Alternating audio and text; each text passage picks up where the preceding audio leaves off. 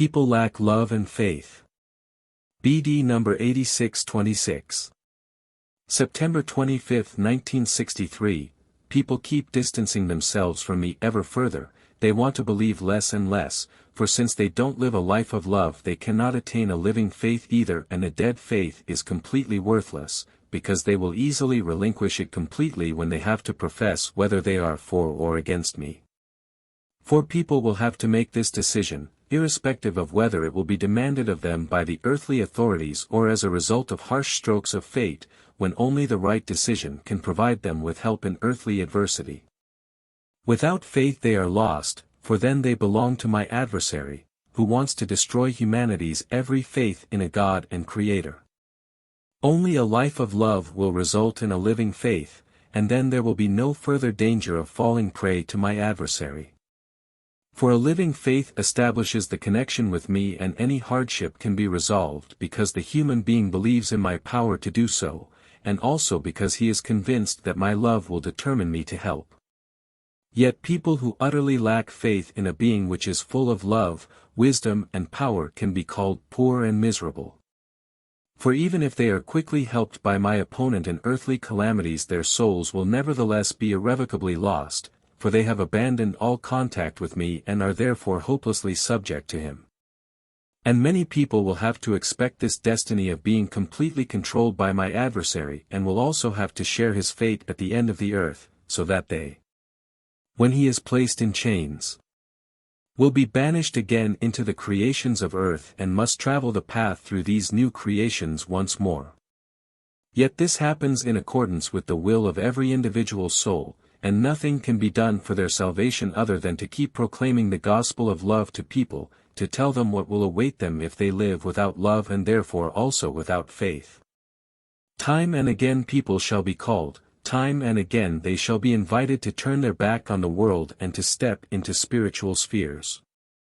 Time and again they shall be reminded of the purpose of their earthly life so that they cannot claim to have been entirely without knowledge. Admittedly, they will pay no credence to your words, but they shall not be left without warning either, for I will continue to cross their path and by means of misfortunes try to change their thinking. Since the possibility of changing there will still remains until their death, and no opportunity shall be missed. And thus there will be a never-ending struggle for every soul my adversary wants to keep.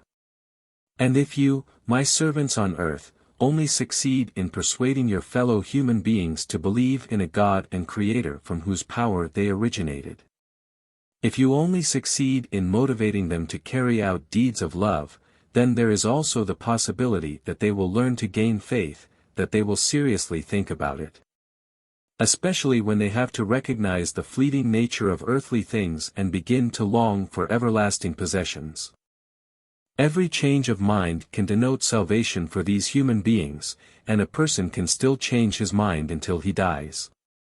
This is why you, my assistants, should leave no stone unturned in order to awaken in people the belief in a loving power which wants to regain all people for itself. You shall also inform them of the fact that you are in direct contact with this power and that it conveys comprehensive spiritual knowledge to you which clarifies the human being's real purpose of existence. There is always the possibility that a person will respond and listen to you, and in that case he is already saved for sure, for as soon as I am able to speak to him myself he will feel affected by it and form an opinion. This is why you are repeatedly summoned to work diligently. This is why I won't stop seeking to attract the love of souls which are still distant from me.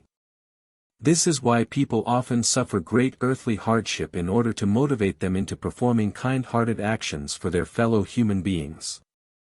And then it is not hopeless, for every deed of love connects the human being with me and at the same time disconnects him from my adversary.